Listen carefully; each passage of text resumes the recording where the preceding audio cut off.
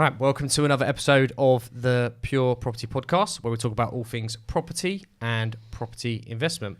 So in today's episode, I'm lucky enough to be joined by some guests, as we're going to have a bit of a round table discussion with different people in different areas of the property market. So we can discuss and really give a good overview of the current state of the property market from different points of view. Obviously, I'll let everyone introduce themselves, their background, so you can get an idea on what they specialise in and what they do. So we'll start with you, Malum. Malum Grant, Director, Alliance Investments. We're a master agency. And Josh?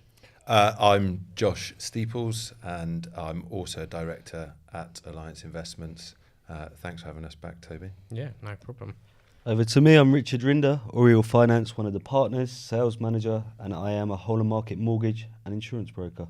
Yeah, and mortgage being probably one of the focal points today, as that's one of the topics. So we can switch off now. Over to you, Richard. Exactly. No pressure, by the way, because it's quite a big thing at the moment. But it'd be good to get the insight. Obviously, myself, Track Capital, dealing with investors on a daily basis and property developments that we're sort of introducing to the property market from an investment point of view and standpoint. Yourselves, obviously, from an investment, but also developer, that point of view and that side of the market, and having the mortgage broker, especially as we know, being a very hot topic with the rates. I mean, even today, what the base rate Bank of England have announced it's holding firm. So again, that's saying that will ripple and affect your market, which we'll probably find out a bit more. But it's going to be good. It'll be, as I said, this will be nice to get the different perspectives for the listeners anyway.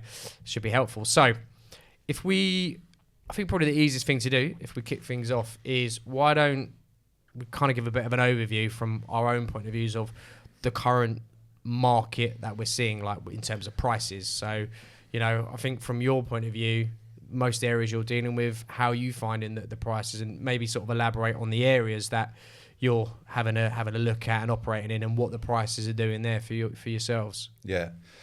I mean, overall, I think we're in a pretty positive position, certainly from this time last year. I think buyers' confidence is higher.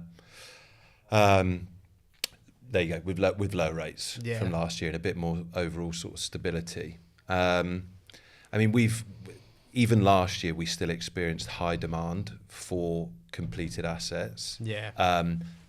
But the focus sort of shifted. They had to be high yielding to offset those interest rates. So we didn't really see a drop in our rates of sales last year. There was perhaps just different focuses. Yeah. I say there was still demand for completed assets because people want to start achieving, and receiving income straight away. But I think there was a big shift to our projects that are slightly further off plan, where interest rates just aren't relevant at that period. And, you've got people that want to deploy money into real estate, but all they have to do is put down the deposits, and then they can deal with the mortgages, in 12, 24, 36 months' time. I mean, I think the areas are a point and something to look at as well. Because you look at that whole development, for example, like the prices there, still strong, still very well, like compared to what they were probably a year or 2 years ago. That development came on and sort of blew everything out the water. Like the demand was there, like you said, the yields, the price point. I think one of the factors we're seeing with prices where they're rising and falling, we're seeing sort of them be steady and strong in the areas where there's affordability, like using Hull for an example, or even the likes of sort of the pockets of Manchester that you yourselves are operating as well. We're definitely seeing sort of the strength in the market there, which I think is good. I think high interest rates has kind of forced us to have to diversify our portfolio more, like you said, bringing in other projects that are higher yielding, that can offset those or higher rates that we've seen in the last 12, 24 months. So projects like Hull, we've got developments coming through in Sheffield, Wakefield, more in Hull, other developments in Preston where they are a lower price point, higher yielding, not necessarily areas that we've operated in before, but it's been a very exciting period for us as a company, and has strengthened our offering to clients and to our channel partner network. And do you notice that with the prices, Richard, in terms of like when you're getting the clients come through, of course? Yeah. Are you noticing anything? I think it's twofold for us. So it's become quite I suppose, agile. So what I mean by that is we've seen clients move the types of property they look at, but also the regions that are buying. So UK rates are high. There's no hiding from it. It means interest rates are of course high, both UK and internationally. So the clients we're sort of seeing historically, look, Hong Kong's been a massive market for most investment kit, right? At the moment, that's slowed down a bit. Their market's slowed.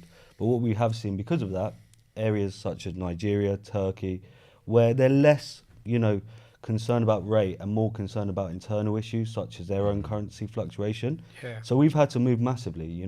When we were looking at 2021, we would do a lot of Help to Buy, a lot of UK-centric, a lot of owner-occupied stock. Yeah. Now, because the market's moved where rates have, really we're doing the international piece far more.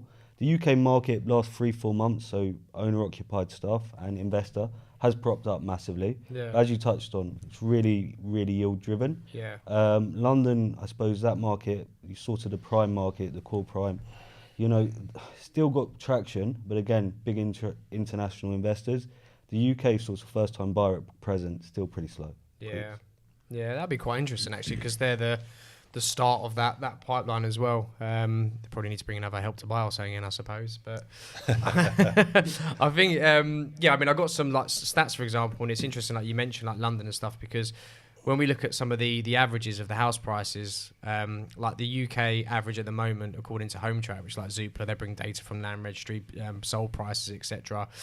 The average is they're looking at sort of a decline 0.2%, which on the whole actually isn't that bad. Yeah. But that's been dragged down by the south, like London, the southwest, the southeast. Like southwest, for example, they're dropping 1.4%, southeast 1.6%. Then you look at the northwest, they're actually up 1.1%. Yeah. Northeast up 1.3%. So we are seeing sort of like you mentioned, sort of areas like London obviously dragging that down. So overall, when you look at the market, it's actually in quite a solid place. And areas that our investors are focused on, like you mentioned, high yielding, and where there is still actually a bit of growth because the affordability levels. And I think that's the real thing. And you're seeing some of the big players as well, like. I noted on a sort of webinar I was doing the other day how Lloyds Bank, they're predicting, and you might have something to say this, they're predicting the Bank of England going to potentially drop the rate like 3 times this year.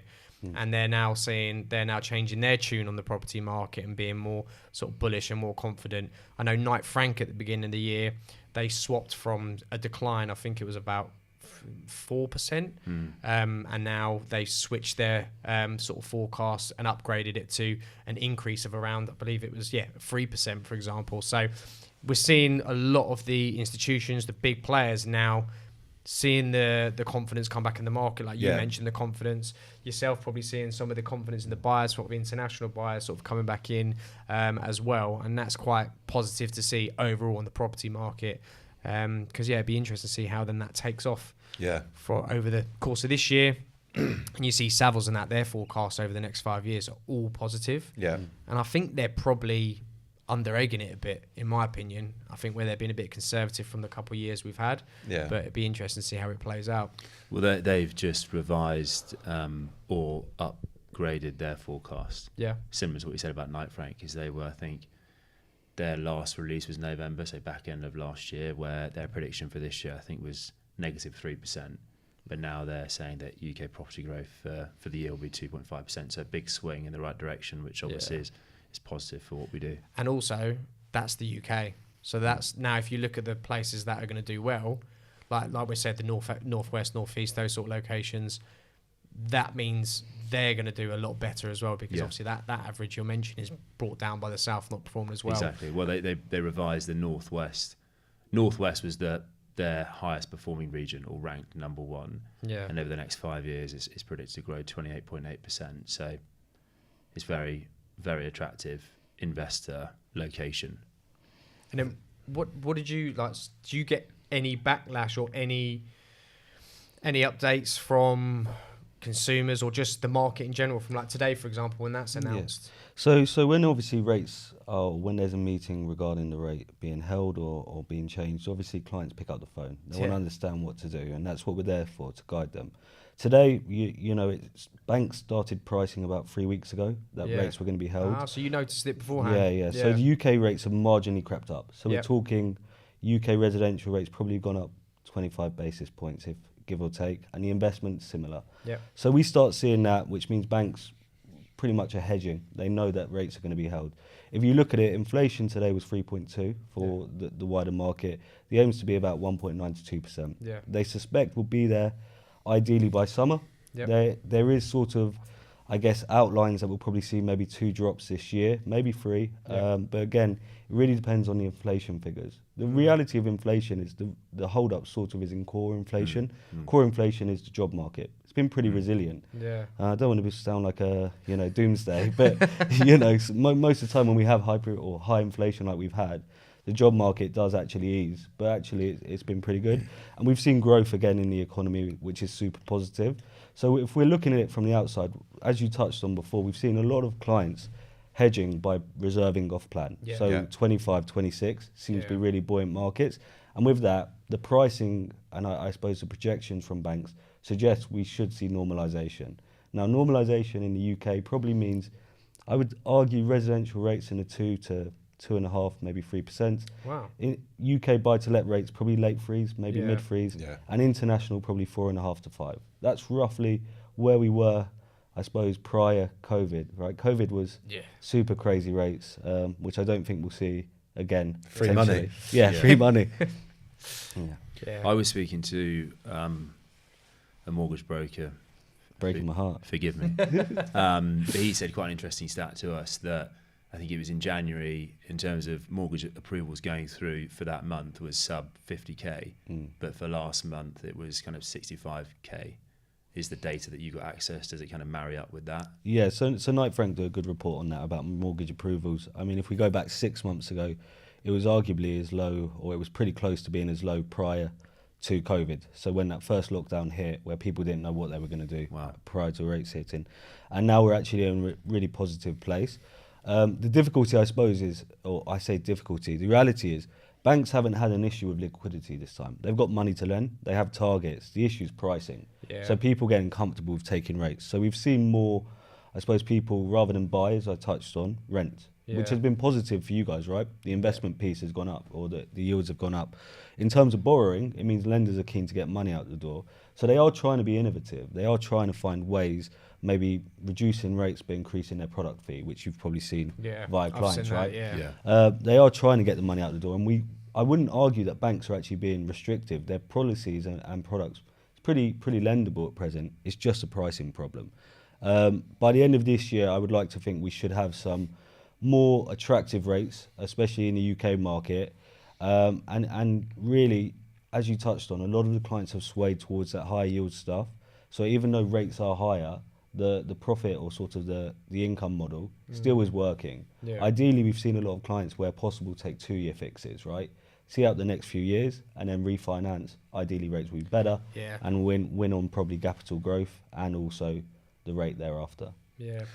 You'd have had some clients in our development in York, right, where we had short-term lets, which is an excellent market for York. Actually, I had one of our buyers in there on the short-term let doing very, very well. Yeah. Well, we've got one client who has, I think he's got 2 in there, and he's got 100% occupancy up until October. So the yields on that, I think he's kind of net 13%. Yeah. So although when he completed, sort of, I think it was October, November last year, rates were pretty high. He's still positive. Yeah. So, and we saw it with Hull, right? Although that hasn't completed yet, that, on the short-term let model or even AST model, you're going to be netting well over 7%. STLs, it's over 10%. Yeah. So it covers the increase in interest rates. It's also, I always sort of bang on to our clients, well, it is a long game. Like, look, at the moment, like with the rates and that, but look, that will pass. Yeah. Like if you can make it work and stack up in this market with these rates, as soon as they come down, like you said, fix in for 2 years, play the game, sit on it, and then over those 2 years, then you'll be thinking, wow, look at this. Now, rather than on the flip side, you had all these people buying in a where the rates are really low, they're coming off those rates now and going, oh my God, where's all my money gone? And they haven't factored that in. So if you could buy now and make it work, as the mortgage market and stuff gets better, you'll be laughing. Yeah, I absolutely. I mean, Richard, well, we had 2 projects, actually more than 2, but 2 that will focus on large projects complete last year. and people had bought sort of 2 years previously where you know, rates were nothing. So they, you know, foolishly based their figures on what the borrowing could be previously, and it wasn't. So, you know, we were working very closely together for not everybody, but certain individuals where their affordability had just completely changed. And it was tricky for some of them. You know, we'd always encourage people to speak to Richard. And really? if he can't, Richard? Sure. It's always helpful, right? or his number 2. Whoever picks up the phone first. And then we know if Rich can't help them, then actually we need to find an alternative. And in some cases, we would assign the contract, so then they'd get their deposits back, and then any uplift during the build. It was one of those where that was probably the hardest moments we had last year with impacts and interest rates. But everybody came through it. I think, though, that was also the sheer volume of completions that we had. Yeah. You know, it was kind of 3 substantial. So you notice it a lot more when there's volume. You're always going to notice that a lot more. It was very labour intensive, but I think it was probably one of our success stories from last year. You know, navigating through that, but ultimately getting the right conclusion for our clients. Oriel Finance were phenomenal and kind of key in getting to where we wanted to be. That's why it's important to have those people. I think another nice thing about it, right? I say nice, but you know, obviously the cost of borrowing for clients have gone up. It's gone up for lenders, right? Developers, my apologies, right? So they have to be more innovative. They have to be building better stock. There's no doubt behind it, right? You're seeing less issues in terms of investment kit being done cheap, if I'm realistic, because it doesn't work anymore. It doesn't wash its face. They have to be able to rent it. And that also eradicates the developers who could, in theory, take a product, put it to the market, a pretty low quality that hadn't done it before, because money was cheap for them. Cost of build was cheap, cost of land was cheap. At the moment, everything's gone up. So what you're actually seeing is better product in the market, higher rents. Yes, the rates are higher, but it sort of swings and roundabouts. It fills out a bit of the rubbish as well, I suppose, as well. Yeah, but this is the point, right? And you're seeing, from our side specifically, I don't really see many developers go to the wall, because the people who are now operating, quite frankly, they know the market, and they know how to deliver proper product. And that's great for the end user, right? Or the end investor, because the product is there, and you have trust it's going to deliver on time, but also your yield should be protected to a level. Long-term play, right? As you touched on, there's no doubt behind it. Rates are higher, so your initial model is squeezed, but the long-term picture, better product, better yield, and ideally quicker capital growth. And I couldn't have said it better myself. It's perfect, isn't it? You're getting sales, right? Wow. Then the buyer trends, I suppose, you touched on it as well, like you're seeing more overseas investment, a bit of sort of sitting on their hands UK-wise, put more owner-occupiers. Would you two sort of, because again, we only deal with investors, so we don't really see the homeowner-occupiers.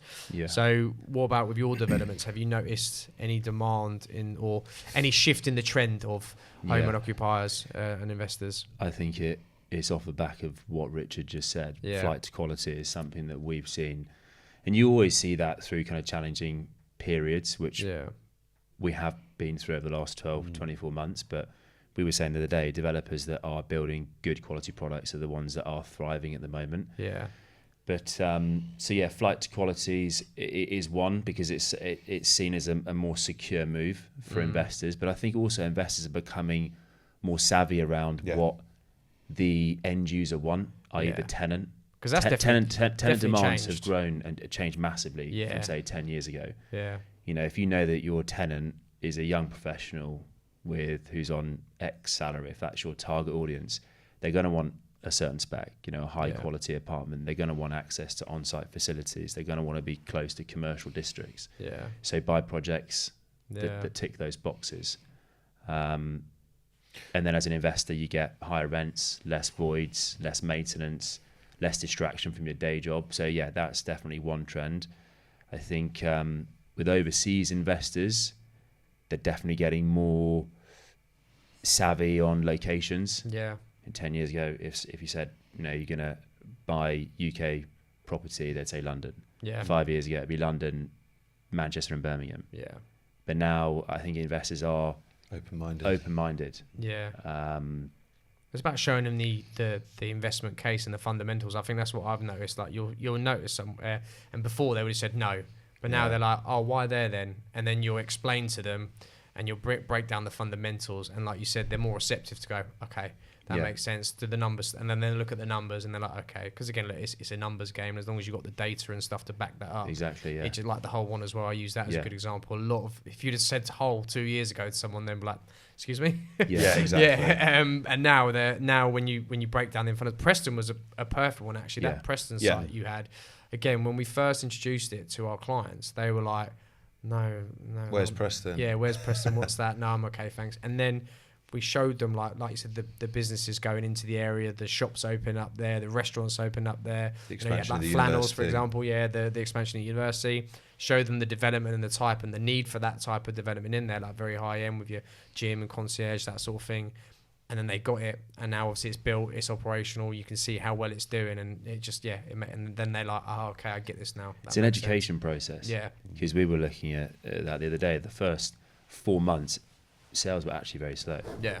But in terms of the end result, we had 200 plus units sold out 12 months before PC. Yeah. So obviously, happy developer, happy investors, and built on time to. We took a while quality. to warm to it, to be fair, because we hadn't really known much about Preston. I'd seen a few developments, but very small scale, so it never wasn't really on our radar. And then when you sort of presented it to us and showed us everything, we were like, okay, we buy into this massively. And then obviously so did some. It was an excellent presentation.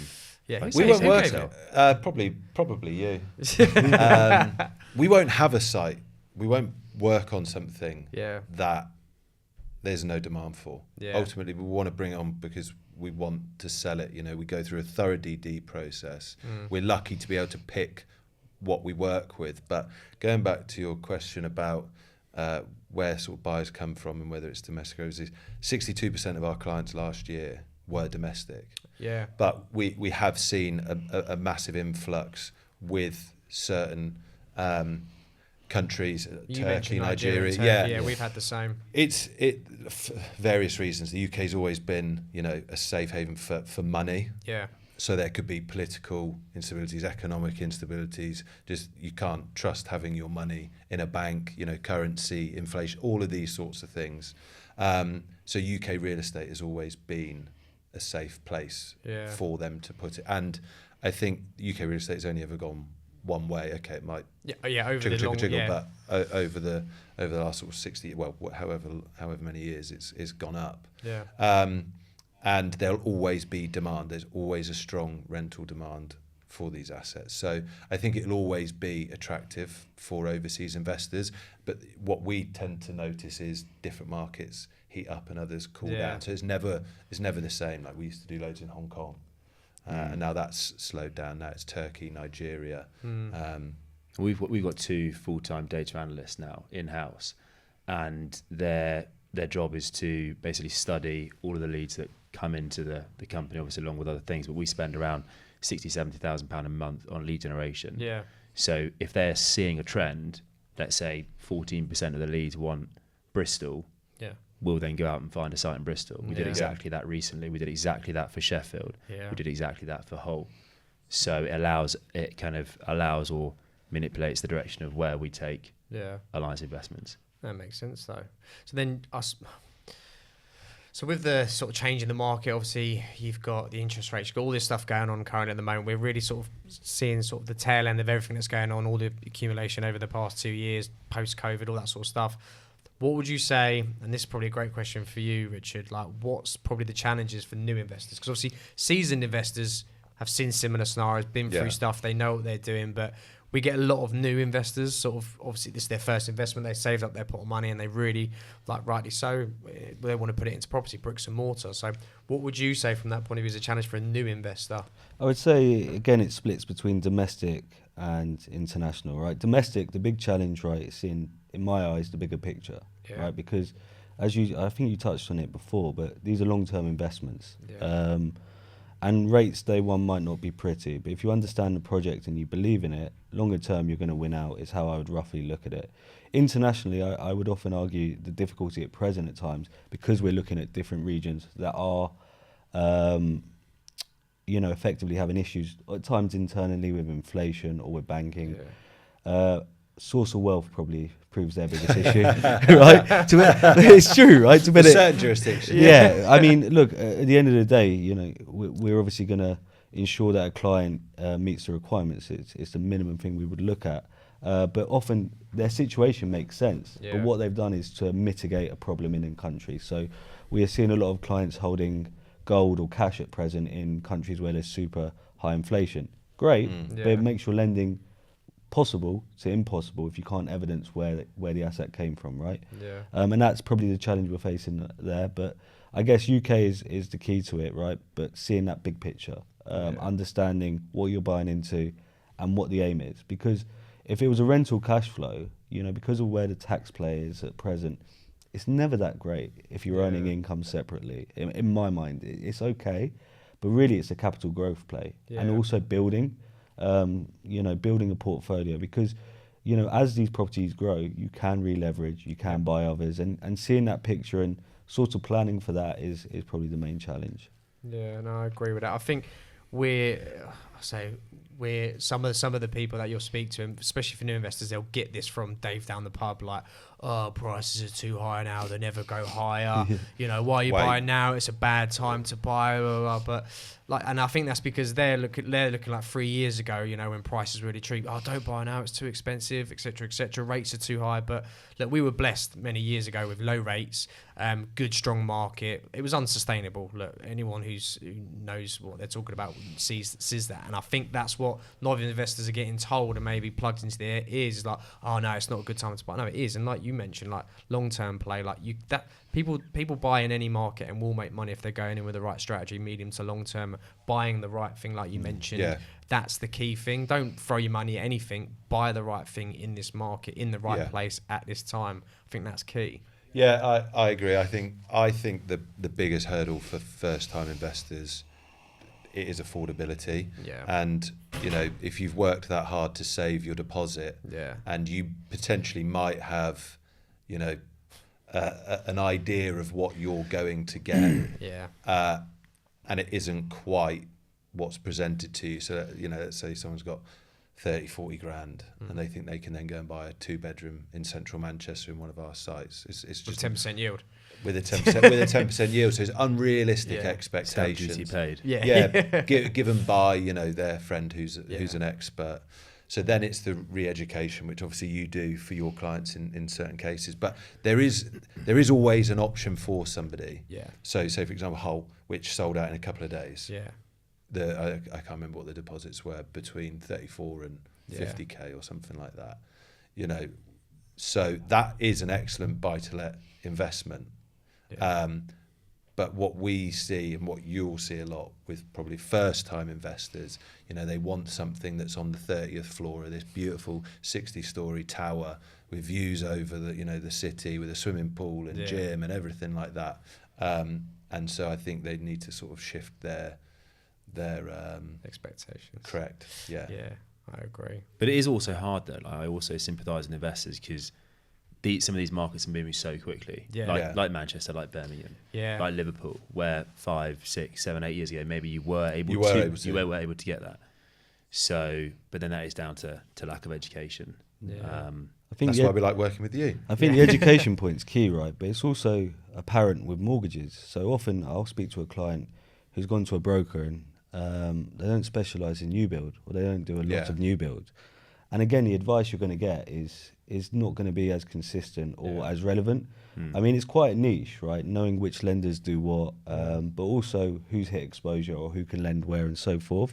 And often a client will go day one, they'll speak to an investment advisor like you guys, who will give them the advice on the property, get their head around it, and then they'll go to a local broker who doesn't do new build, and sort of contradicts each other. So getting the right advice is super important as well, to ensure you know what you're buying into, right? Because an investor should go on a journey, or their first-time investor, where everything's seamless, and they actually feel like they're part of it, right? And it works. Otherwise, it's no fun for anyone. That is key, actually. I think, like you said, the correct advice as well, because we've had investors like, oh, I'm going to speak to my mortgage broker. We're like, giving them all the information, and there's like, I spoke to my broker. Can we book in a mortgage vow like in this month? I was like, It's not ready for 2 years. Yeah, they've just I was done the like- piling. I was like, Yeah, I don't think they could book in. My broker said I need to get the mortgage value. I said, no. Have you not understood? Obviously, you can get the AIP or DIP, whatever you want to get now, so you can make sure at this moment in time you're suitable for the lending. But just be aware that can change, etc., etc. Just want to make sure, obviously, your circumstances change. Be aware. And they're like, oh no, he never told me any of that. And again, just where he either doesn't know or he just couldn't be bothered to listen to the client properly. I don't know. Build the trust or and it's handhold, right? down to the agent. You know, we said one of the biggest pitfalls in our industry is the lack of regulation around selling. Yeah. You know, essentially, anyone can do it. Yeah. Without any credentials or licenses. I mean, someone gave Josh a job. And as a result, yeah, exactly. I'm the most qualified person in here. You are actually. That's what's scary. He's got 6 GCSEs. 3 doctorates. Yeah. But that does lead to mis-selling. Yeah, I agree. I think that's one of the pitfalls with estate agency in general, the property market. It's, if you go in other places, it's more of an esteemed sort of profession. Obviously commissions are a lot higher in just normal estate agency world, and I think that's one of the pitfalls, like you said, like the lack of regulation around the people actually on the front line selling, even like from your local estate agent. Some of the crap I've heard from local estate agents before, it just blows my mind, because they've literally got some 18-year-old selling one of the biggest assets someone's going to buy, which is their home or even an investment in some cases, and have no idea what anything there is. They're talking about nothing about the conveyancing process, the legal, anything to do with the structural. They don't know any condition of the house. details. They know nothing at all. But they'll make out they will, and they'll probably have their manager who's getting heavily leaned on to, hit target. Oh no, just tell them that and that'll be fine. And then it all comes out in the end. But no, you're right. That's a good point. Very good point. The due diligence process is key, right? For us, I mean, we do it thoroughly right at the beginning, but also then during that process is having the right people around you. So, like we say, the right brokers, the right mortgage advisor, and the right solicitor to give you all of the details. Yeah. And then it be explained. Naturally, first-time investor is going to have, I would have thought, quite a lot of questions. Yeah. So, you need to be patient. You need to understand that you're going to be holding their hand, and it might be slightly more labour intensive, but know that you have to do the right thing for that client. And what do you think is going to happen if Labour get in? How do you see the market? 'Cause obviously that's the economy, then the market. What's your thoughts on? I'm going to retire. Yeah, I'll move to the Cayman Islands. I don't think it's going to really change much, to be fair. No. I think everyone's so in the middle at the moment on the political spectrum. Not to go too deep into politics, but I get that question a lot. Labour's going to come in, everything's going to be disrupted. I don't think it will. Even if they did come in, I don't think they've got the cojones really to throw everything and throw the book and rip everything up. I think obviously the housing market is a key part of any political party's strategy for staying in power, keeping people happy. So if anything, they may look at ways to try and keep it sustained, sort of prop it up while they sort of get their foot in the door. And I don't really think much will change, but that's my opinion. We'll see. Yeah, we'll see if they get in. I think it's about the numbers, right? I don't think they're going to have too big a majority, which in theory will handhold them or handlock them, right? They're not going to potentially be able to do much. Historically, election years are pretty slow for the UK market in terms of resi moves, and that's why it was interesting with the Savills and the Knight Frank data, because initially that was something they flagged as going to keep things a bit, I guess, tedious, but now actually they're looking at it and think people are probably going to action prior to it. Yeah. So we might see a speed up, like. Yeah, I mean, we're looking. I don't know. End of this year probably. Yeah.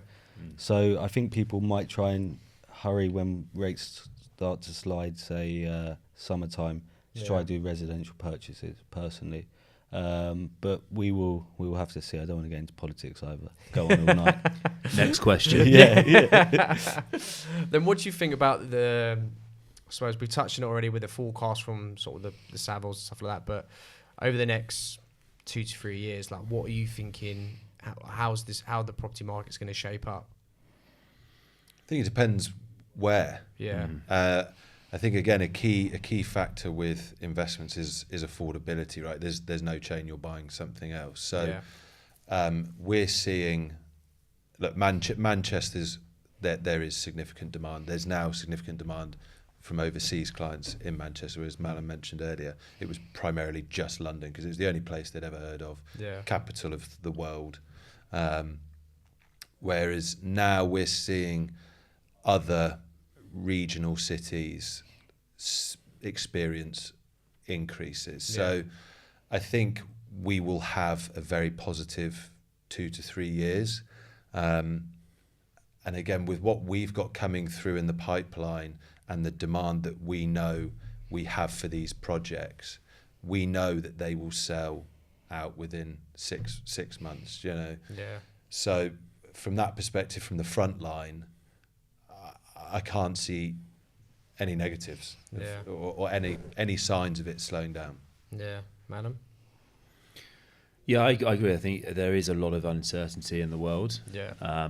And when that is the case, investors or international buyers will look for safe havens, and UK is seen as that. Yeah. You know, it has the oldest property legislation. There's decades of data to help guide investment decisions. So we are very bullish. We're very confident over the next 2, 3, 4 years. We think we've got some great years ahead from a sales perspective. Yeah. And a lot of the research firms, you know, in terms of the papers that they're releasing, it marries up with our thoughts. So we are very excited. And when we look at the development pipeline as well, there is a lot to be excited about. Some fantastic developments. And like Richard touched upon earlier, it is those developers that are building good quality products, the ones that are going to thrive, and that is what we're building our business and have always built our business around. Yeah. Whether it's, you know, from our parent company through to the likes of the Heating Group and the developers that are building Bristol. These are entities that have decades of experience. They're financially very strong. They've built great projects that our investors will be very happy to have within their portfolio. So yeah, we're very excited about the next couple of years. Well, this is where Richard will probably rain on our parade. No, I agree. I agree. I think politically, if we look at a macro level, right, one of the key things of the next election or the next sort of premiership will be sorting out the planning. Yeah. You know, property. Look, I obviously do end users, and I work with developers. I build out. You know, there's no hiding from. There's not that much land left in this country that's developable. And in that premise, we're going to have to see someone look at it and find a way to make planning portal, planning process, and developable land that is able to be developed. Available, because otherwise there's going to be a shortage, and a shortage does one thing: it pushes prices up, right? Yeah. But actually, we're probably going to be in a position where we're going to need more supply, just based on the demographics in this country. So that's going to be super interesting. I think otherwise, Malum touched on it and hit the nail on the head. You know, the UK has always been a safe haven. You know, whether it's Labour or Conservative, typically, it doesn't really change. Clients trust our wider property market. You know, Dubai's having a boom. There's no hiding from that. Yeah. Is it a boom that's going to bust? It's difficult. I would argue probably yes. Yeah. Will it bust and break? Probably not. Will it normalise? Yes.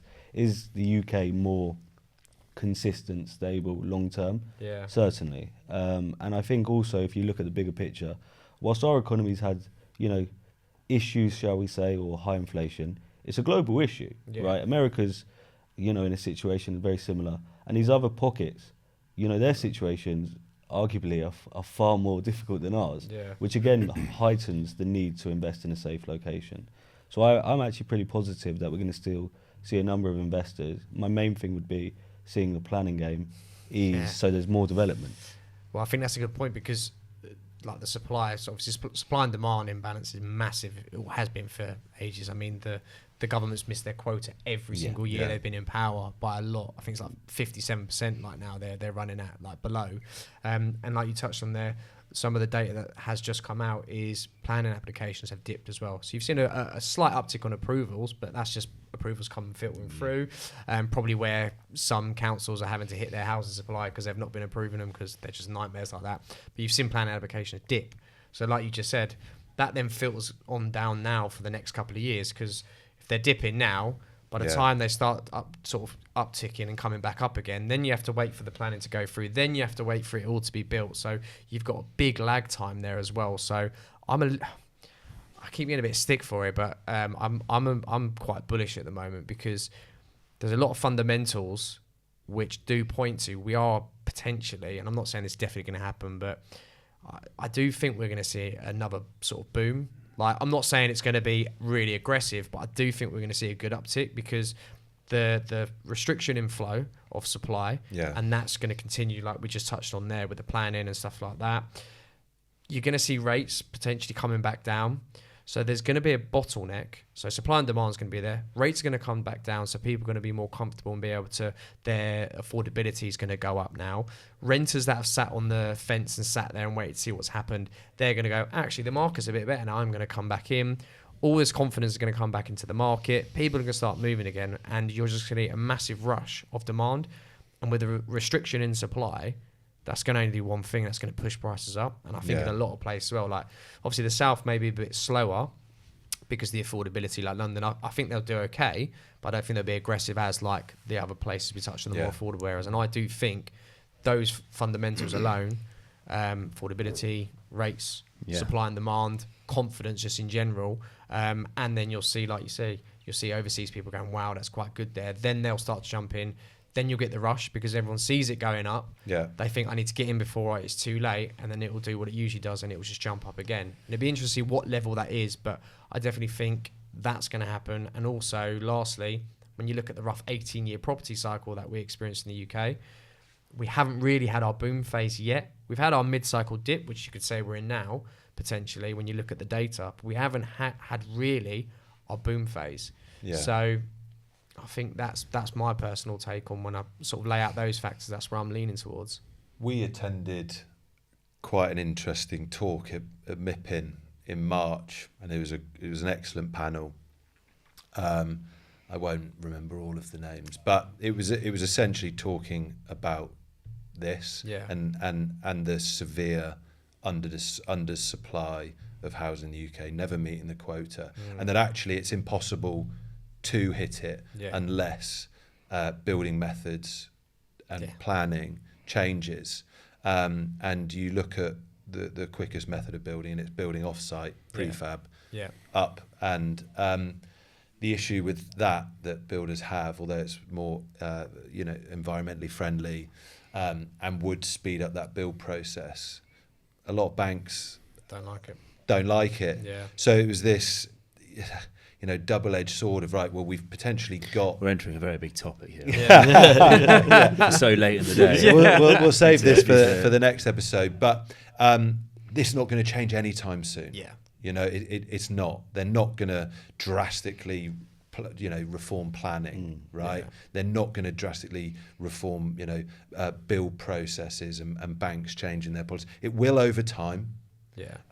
But certainly over the next, I think, 5 or 10 years, there's still going to be this serious shortage of homes, and like we just said, supply and demand.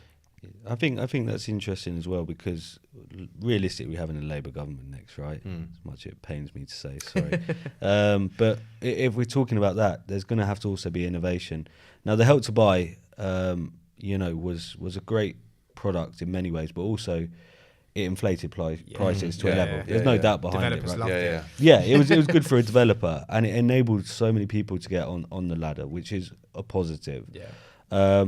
I don't foresee anyone bringing that back. I could be wrong, but there has to be some sort of, especially with a leaning left government, product that gets first-time buyers back in the market. We're a homeowners economy, right? Yeah. And I'd be interested to see what comes to market there, because if obviously you get the first-time buyers buying again, it does sort of also have a knock-on effect on the investor market as well. Yeah. Because one, the supply shortening, but two, also confidence, right? Simple as. It'd be interesting. I mean, there's different products that have come out in that world or in that space that are interesting, and they're typically non-new build related, but it hasn't generated as much interest as probably we would have liked. There is one product that is relatively interesting. I'm sure you guys have seen the Own New, which again makes sense. And there's the rate offset product within that now. Again, very interesting. But it hasn't, in my mind, has as much traction as probably would have expected, or would have been expected. So I think innovation is the key to this, whether it be the planning game or whether it be different lending options or different government incentives to sort of get people buy-in, because it's a massive sector, right? Yeah. And the knock-on effect for the wider economy is always positive. I think innovative approach is key, but it's whether we get that. Yeah. It's like you say, we work with a lot of developers, and actually, the next government needs to be more mindful of the developer. I think everyone thinks, big developer makes lots of profit. It's just not the case. A lot of these deals don't actually stack up. Yeah. So whether it's bringing in kind of subsidies or tax breaks for the developers, so more sites do make sense commercially. Yeah. Encourage higher density developments. We've seen in some cities like Manchester that this is taking place, which is great. Yeah. But other cities need to follow suit. Could there be more heavy regulation around short-term lets? As a business, we benefit from that. But actually, is that something that needs to come into play? So, ensure more properties are being used for long-term use. Big one we talked about today was land banking. Yeah. I get it. But where you've got developers sitting on lots of land parcels for 5, 6, 7, 8 years, should there be tax penalties introduced. Yeah. You know, Or like you said, incentives for them to build on it. to do it. Exactly, yeah. So, and all of that, like you said, along with planning reform, would help more developments, more units, and close that gap. Because, like we said, you know, what is the target every year? 300,000 units. We're building about 160, 170,000. So it's a big deficit, and that gap isn't. Well, it's only going one way, which we benefit from as a sales company, because it is ultimately what drives investor appetite. It's that supply and demand imbalance, but it is a real issue that needs to be resolved. Yeah, I suppose what you're sort of alluding to is we need to start a political party ourselves here in this room and just run for. Well, that's why I came. Is that not what we're doing? It's very late for that today. Nah, that's good. What about 99% mortgages then? Because obviously I've not really looked into it because I saw it and I was like, that is just a joke. I think again, it's the right client, it's the right sort of headline. Have we seen a lot of it? Personally, no. Now there'll be different pockets, different types of brokers who probably have seen a fair bit. You know, we're quite investor led, internationally centric, and then private clients. So it's not really our market per se. I would say, looking at the math behind it, it looks great on paper. But at the same time, I don't want to be in a situation where people start defaulting on debt, which is a real risk, right? Yeah. You know, the math behind mortgages now in terms of residential borrowing, it's been brought in to ensure we don't go back to a position where we have bad debt and banks are effectively over lending and people going against the wall. And whilst, you know, it does frustrate some people, they can borrow less or they have to pay more tax to borrow more. It's for the best, right? Yeah. You know, the last financial crash was a nightmare. I mean, we had banks go to the wall properly. Government bailouts, and of course, these 99%, I mean, again, it looks good on paper. To me, I don't know, I'm quite risk adverse. It seems a bit scary. But the right client or the right you know, person, it definitely works for. I mean, we've had 95% facilities for years. And those again, lower affordability multiples, higher rates, risk-based, right? And those sort of work. Typically, you don't get that on a new build. That tends to be on a secondary property. 90% on a new build apartment for owner occupation tends to be most lenders' limits. And again, there's enough wriggle room in that. And I think having a bit more skin in the game is always a better position to be. I agree. In the long term as well. Don't overexpose yourself, don't over leverage, and you put yourself in a much better position overall. Right, I suppose, why don't we round things up then? A question I like. Should we talk about my golf career? Yeah, how's that getting on? Exceptional. Yeah? What did you go round in? Today I lost. It's the taking part that went counts, through Richard. 2 pencils trying to write I don't down play. that. I reckon I'd beat you both. You would beat us both. I lost 8 balls today. Did you look good losing though? Do you know? That's the whole point, right? What do you think? It was embarrassing. There's room for improvement. Yeah. So, I'll be back. do you play, Richard? No. Football, proper sport. Is it? Yeah, I It's rugby, guess. isn't it? No, Tell that depends to who John Daly. Last question then. Mm. What is your pet hate in the property market at the moment? Or in general, is there anything in the property market you think, I just want that to stop, or... Yeah, lack of regulation around Lack of selling. regulation. That is the thing, I think, that it's... it's just it's a challenge. Yeah. But it also gives our industry and field a bit of a bad name. Yeah. Because people are misrepresenting developments. You know, we have agencies out there that have no sales agreement with us. We have no affiliation or partnership with them, punting our developments and punting it incorrectly, which can potentially make us look bad.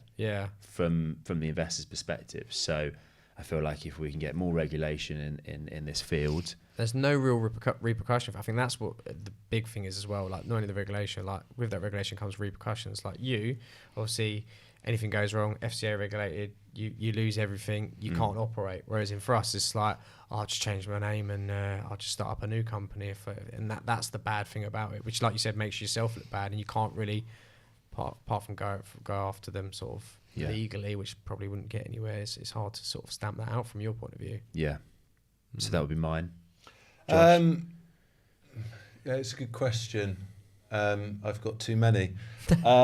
It's not really a pet hate, but just something that has really sort of, I don't want to say crept up, because obviously people have been doing it for years, but the process of buying in a limited company, individual assets, each one's in separate companies, the tax benefits and things like that has just become rife. Yeah. I think it was something like 74% of buy-to-lets in the UK were bought through limited companies last year, set up for the sole purpose of that unit. And I just think there has to be reform around that. I think what frustrated me is when the legislation changed about, individual owners not being able to offset interest rates and just penalising landlords and all these extra rights for tenants, which I completely agree with, but everything's at the landlord's expense, which in a lot of cases just made it unaffordable. So now you look at doing it through these limited companies just essentially as a loophole. And I just think there will be, the government will catch up on it, and there will be some form of, reform, whether that's sort of de-envelope. I don't know. But I just think it's something to watch, essentially. If I was buying something now, myself, I would buy it in my own name, as if it was off plan. And let's say it was completing in 3 years' time. If in 3 years' time it still made sense and the tax legislation was all still the same, then I would swap the contract, which wouldn't be probably cost a couple of grand probably, if that, and then put it in the company. But it's just something that always niggles me slightly. And that's Mine probably is short-termism, and in reference to sort of. I'm sure. I use that. So am I. Stand up now. But mine's in terms of bad advice, right? So you touched on it with the agency work, but in all senses, right? You're taking people on a journey, and I am a mortgage advisor, right? People will say debt advisor, mortgage broker, whatever they want to call themselves. But you're there to give advice and to ensure they get the best option. And you take them on that journey, and it should be that across the market, right? The short-term view sometimes of agencies or brokers or even developers, we all can have it. It can be incredibly frustrating because, it should be a market that everyone wins. And if it's done the right way, everyone walks away happy. So that's it for me. Mine's probably an accumulation of all of those. It's like the thing that frustrates me at the moment is kind of like touching all those points, is the ill advice from these TikTok and Instagram gurus who have maybe done a course. They learnt about, on the course they were told buying a limited company, and they'll just spurt out any bit of crap, not doing anything themselves, have no idea how the process works, and perceiving to be absolute experts. And they're the ones then ill advising the next generation of investors, or these people that want to get to investing and they know completely rubbish. Like, we have it all the time. I heard you could do this. I heard you could do that. I heard you have to buy an unlimited company. No. I heard you have to do this. No. And it's you can buy without your own money, or where all this no money down, all this nonsense crap. And I'm just like, no. So that's my pet hate at the moment. If I could stamp out that, and regulation would be around that, like, there must be something that picks, like, for example, if you're running ads or spurting rubbish out about a financial product, FCA is going to come in and say, stop, do that again. You're you're blacklisted. You won't be able to operate, or only if someone reports. Yeah, if someone So if they reports see it, or if they see it, sometimes they'll Yeah. pick up. Obviously, a lot of sort of AI and stuff now will pick all that stuff up, so Yeah. they'll get it flagged. You can spur any crap about property and property investing where people are throwing similar, if not more, amounts of money into stuff. Nothing gets flagged up, never happen. And that's Yeah. uneducated people spurting Yeah. that out, and that at the moment really winds me We up. spoke about that recently, didn't we? Yeah. Well, our sales process is so different to other companies within the industry. Like a lot of when a lead comes in, they want to keep that lead in house. Yeah. And almost oversee and control everything because they're dictating or manipulating the information that investor sees. We'll straight away and introduce them to Richard We're Rinder, the so same, they yeah. understand based upon their financial position Yeah. what the products or Yeah. what products are on the market for them.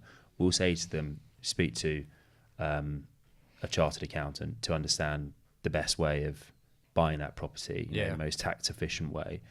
So, Or even a solicitor, even before it's issued. well, transaction. on all of our portals, we have draft agreements Yeah. readily available for investors to read. Yeah. Very few do that because effectively we've got nothing to hide, but also it's kind of being open with our investor and making sure that they have all the information before they make or any financial commitment. Yeah.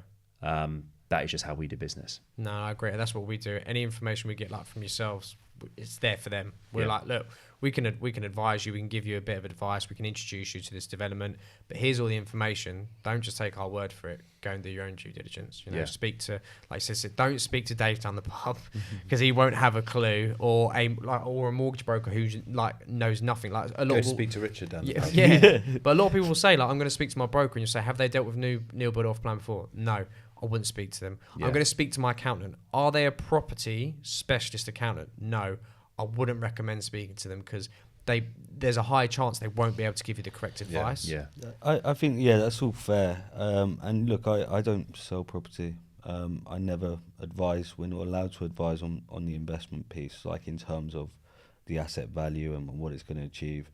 You know, I have conversations, but if a client comes to me and they've done their research and they've got the right information, I feel comfortable supporting them, right? Yeah. You know, often we'll get weird inquiries. We'll get batches sometimes of people who are trying to buy, let's take the example, student investment units.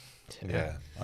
We'll just randomly get batches of them, and it's like, why? Yeah. Like, and don't get me wrong, the yields are good. They're not that high value. I can understand it, but where are you going to sell this? Yeah, What what is the rationale? And then when you pick it back, it normally boils down to bad advice or bad marketing, or they haven't done their due diligence. And you know, it's actually quite nice when you take that client and they buy the right thing eventually, or they find the right advice, and you see it through, because you know they could have been missold arguably, or sold a dream, and you know, turning it around is always nice.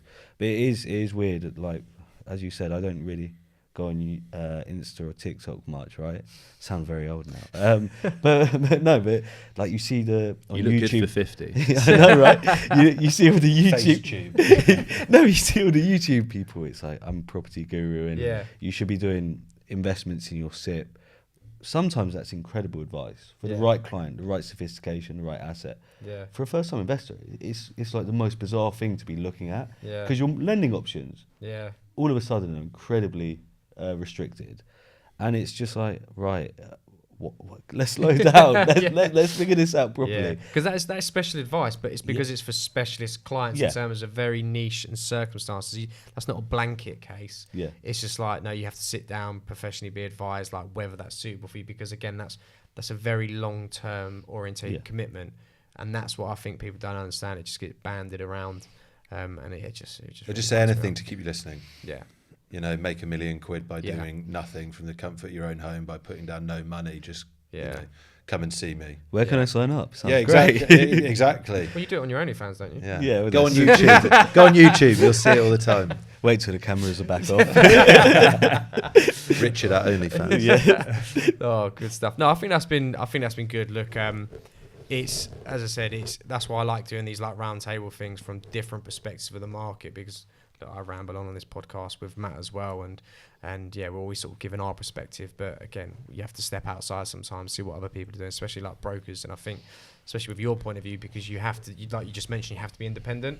like whether I bring you a client, you can't be swayed anyway. You have to give them independent advice, and it's not down on the development. It's more their circumstance, their affordability, and does it stack up? Because it'll fall apart for you if it doesn't, because they won't get the lending. They'll be in a bad situation, and it just you don't get anything out of it anyway. Yeah, that's spot on. I mean, look, there's I can count, on one hand with good agents, the amount of clients we get to speak to who can't physically buy. Yeah. They might not be able to buy what they initially hoped, so they might come looking at London, and the reality is their price range is, Manchester or let's say a Hull, like we've touched on today. But there's always a solution. Yeah. But you do find at times people will be missold completely.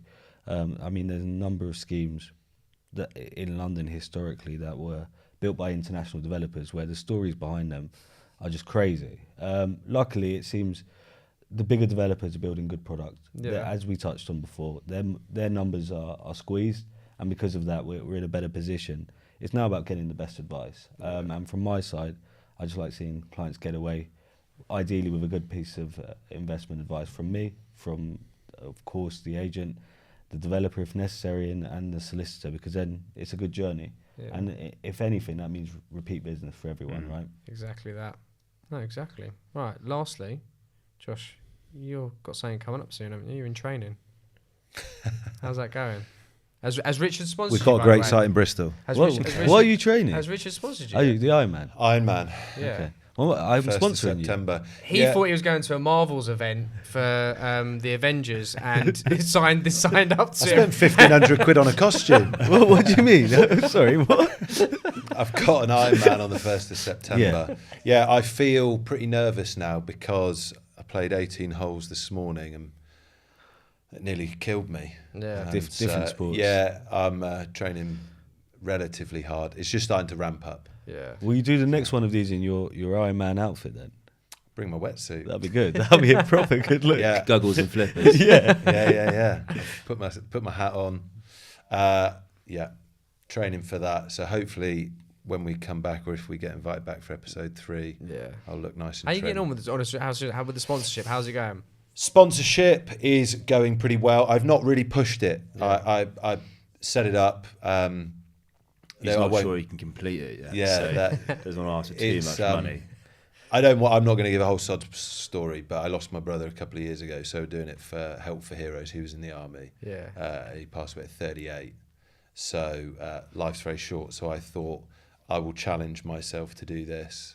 Training is pretty tough. I was in Scotland last week, trying out my wetsuit. Yeah.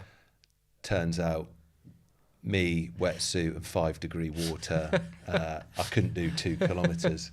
But yeah, I'll be pushing out the, is it GoFundMe? No, is it GoFundMe? What's the, Just Giving, sorry.